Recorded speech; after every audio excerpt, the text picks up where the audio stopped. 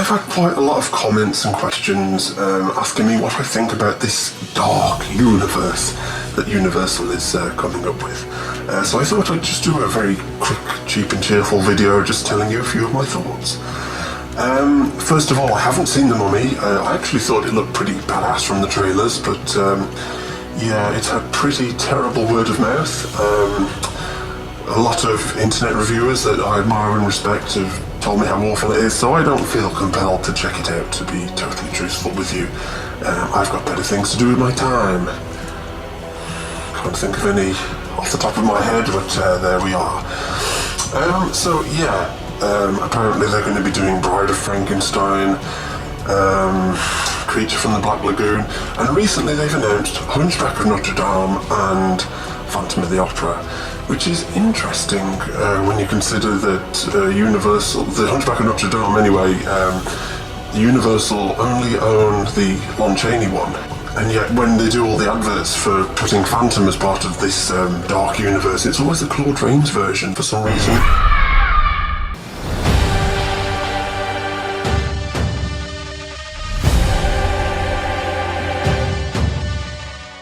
I've often thought about how to update the Phantom for modern audiences, and I thought it might be quite a good little exercise. Maybe you'd like to join in with me on this one.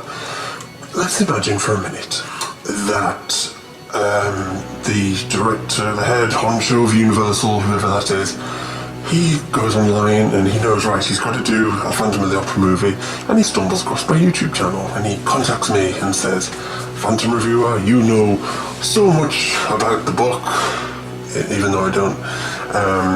You've seen all the film versions, you really know what makes this character tick. So, come to a pitch meeting and I want you to tell us how to do this Phantom movie. I want you to do something that's true to the spirit of the books, that reflects all the other versions. Let's start with a few caveats. The Universal head honchos say, right, we want you to reboot Phantom of the Opera to be part of our dark universe. These are the caveats. First of all, it's got to be in the modern day. Secondly, it's got to tie in with our existing monster universe, so perhaps we need a crossover with one or two characters. Okay, 3, it's not really going to be horror. It's going to have big budget special effects. Action, action, action.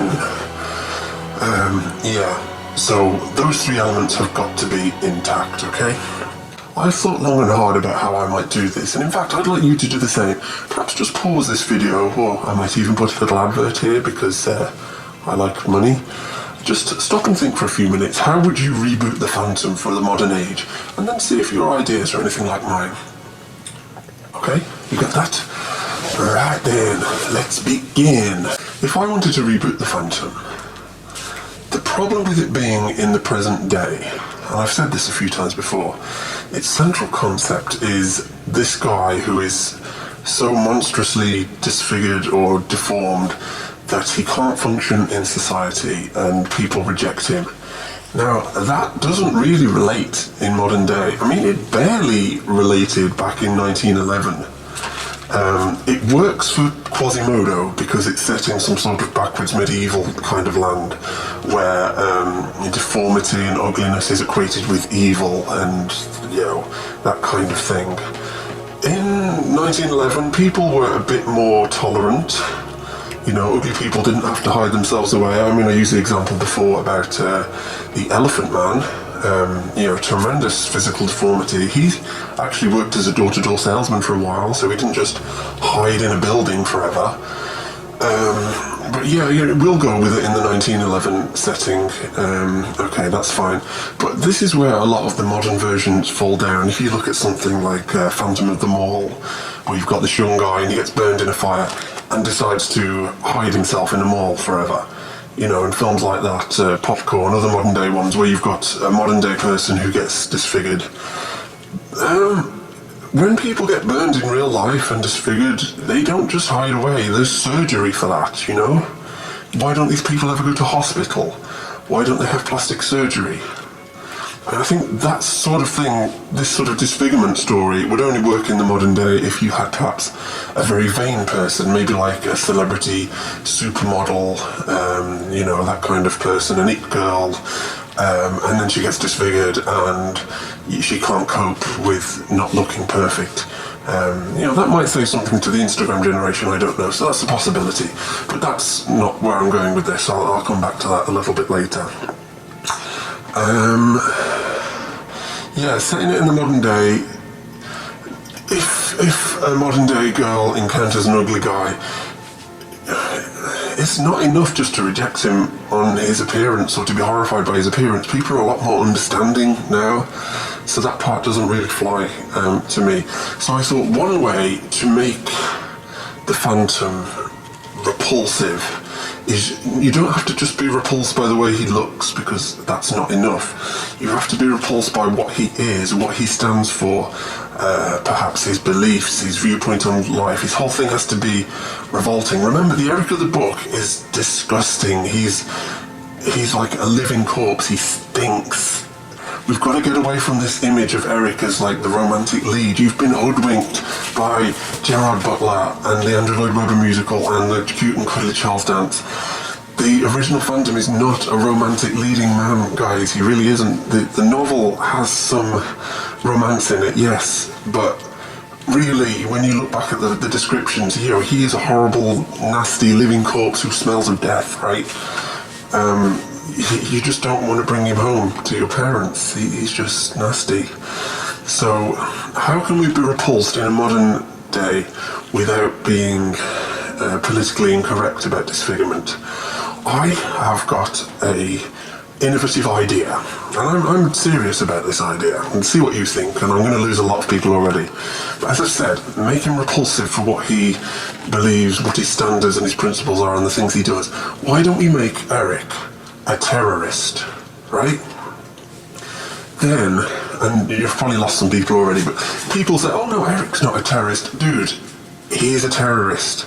Even in the LaRue novel, he's a terrorist, right? He's, well, first of all, he comes from the Middle East. He murders and assassinates people in the Middle East. He invents tortures and things like that. He's a pretty messed up dude. When he comes from the Middle East to Paris and lives there and hides away in there, he commits acts of terrorism. Beyond the murders and everything, he drops a chandelier on a crowd of people who were just out enjoying a day at the opera. If that happened now, that is an act of terrorism. Eric is a terrorist. He just is. He brings terror to the opera. He is a terrorist back then, and he could be now. So that's my first change. We'll keep his Persia backstory for this, right? Or we'll at least reference it. He can come from Iraq, Persia, Iraq, yeah, same difference. Maybe we could even tie in the Tom Cruise thing, because I think the start of The Mummy starts in Iraq. So maybe we can have a flashback of Tom Cruise running, little Tom Cruise running around, jumping over things, explosions, and maybe one of those explosions kills a lot of terrorists, and our phantom terrorist gets burned in that accident, or whatever. He goes and hides in Paris for some reason. Okay? Now, going back to my principal idea of making the Phantom revolting, the thing with LaRue, it was like, how can this man be redeemed by love? That's what we could do with this character.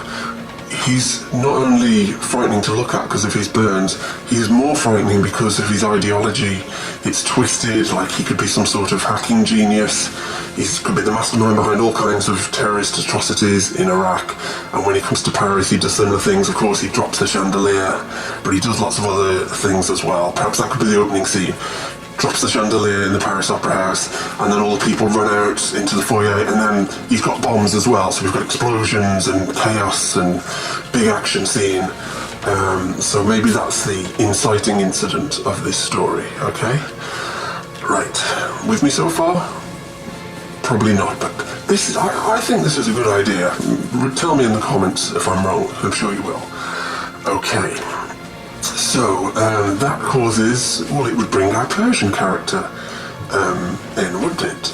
So perhaps some head of security from Iraq comes over and recognises the monster's touch and tries to find the culprit, the terrorist phantom or whatever, who he knows is hiding out in the Paris Opera House. He's not successful, so suddenly he gets a visit from none other than Dr. Henry Jekyll. I'm not sure why Henry Jekyll is in this Universal Monster universe, because as far as I know, they never did like a Jekyll and Hyde film, unless it was like Abbott and Costello meets Jekyll and Hyde. Yeah, so Henry Jekyll comes in and he's like, yeah, g'day. I can't do a Russell Crowe impression. So I do like Javetta. I have come to help you. I know how to catch the phantom.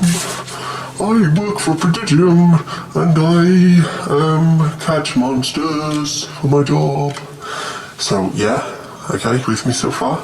That's where a crossover comes in. And the Persian character's like, well, yeah, we need all the help we can get. Will you help us, Christian? And then he says, allow me to introduce my #1 spy, the only man who can help you. And so he's looking around and like, well, where is he? There's a voice all around that says, well, there's just one thing you're forgetting about. I'm the Invisible Man, savvy? You know, because Johnny Depp is the Invisible Man in this universe. And that's absolutely perfect, isn't it? He's the only man who could find the Phantom because he can just hide in the corners and wait for him to emerge from his little tunnels. He can watch all the secrets, you know, what stone to press where. And of course this Phantom, you know, to get some of our action scenes in, we could have all kinds of booby traps. You know, we like booby traps, don't we? Yeah. That could be fun. That could introduce a few action scenes. You know, you can have like a boulder that rolls down the hill, you know, all that kind of good stuff. But the Invisible Man figures out the secret route into the Phantom's world, and they have to confront him, of course. And that's where our redemption comes in. Really, he's had a terrible life, but he's fallen in love with this Christine, who can still be an opera singer, you know, that's fine. But can he put beside his past? He's not going to be a terrorist anymore. He just wants to be loved for who he is. You know, can she look beyond his face? Can she look behind his past and the horrible things that he's done?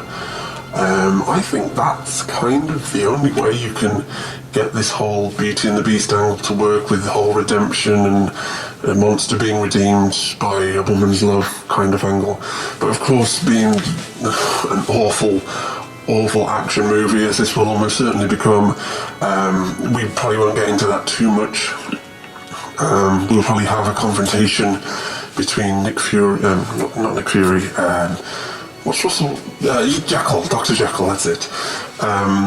Dr. Jekyll will face off against Eric, and the two will fight. Perhaps the Invisible Man will help out, and at some point the Invisible Man will fall into the river. Because we have to be able to see him, we have to have one of those cool CGI bits where we can see all the water droplets on the Invisible Man. That'll be cool, we'll do that. And then, I'm just making this up as I go along, by the way. I haven't pre-written this, these are just my thoughts passing through my head. The Phantom makes animatronics. That's in some versions, isn't it? That's in Dr. Phibes, that's in Love Never Dies. So there can be robots. Maybe, Scorpion and the Grasshopper is like a big Scorpion and Grasshopper robot that they have to fight. And then Henry Jekyll gets really angry, and you wouldn't like him when he's angry.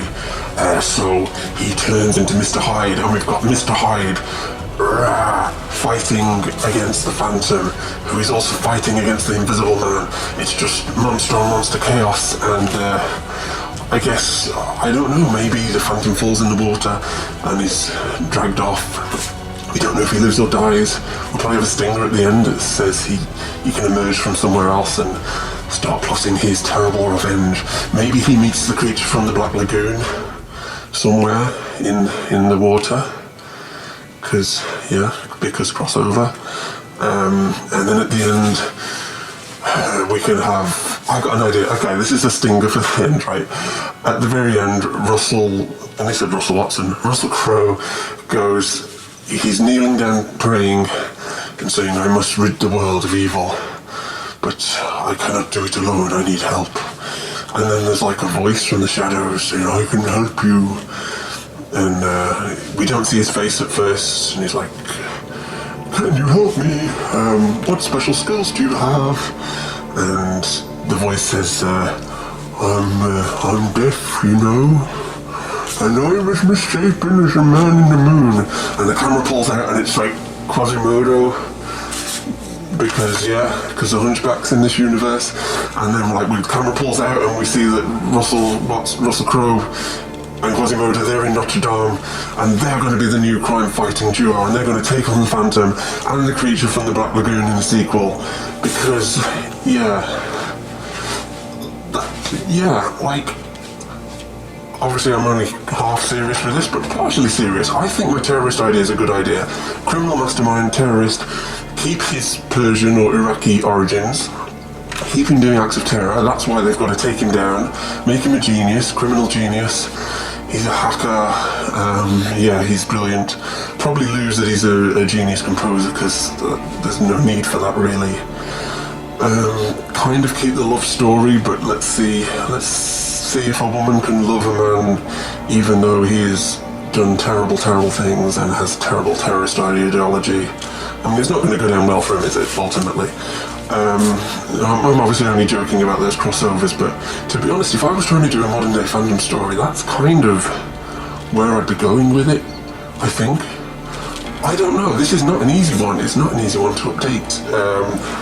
As I said, deformities don't really work too well in the modern day, and limiting it to an opera house is difficult because, like, back when it was written, like, opera was a big thing, like, we didn't have the internet and YouTube and stuff, and you know, people used to go to the opera house for entertainment, and these days we kind of don't. So that's why we have versions that's like the Phantom of a cinema, or, wherever people go these days to enjoy themselves. So having it set in an opera house is a bit dated, but you kind of have to because, it's in the title, Phantom of the Opera. I don't know. Those are my honest ideas. That's just a quick stream of consciousness of where I would go with it. How about you? Have you got a better idea? And we'll see, like, in a few years' time, if this Dark Universe isn't a total failure, which so far at the gate it looks like it is, we'll see a big budget Phantom of the Opera movie, which is, that's worth, that's good. Even if the movie's horrible, we'll see the Phantom on the big screen. I will review it. So, good times ahead. I'll be interested to see if they steal any of my ideas. If Universal executives are watching this and you like my ideas, send me a big check, because I'm very poor and I live in rather squalid conditions with my friends the rats. So feel free to steal those ideas, because I'm not going to do anything with them. I don't write fan fiction. I'm not going to make my own movie, but if you think my ideas have merit, then let me know. I'd be interested. Until next time, it's bye for now.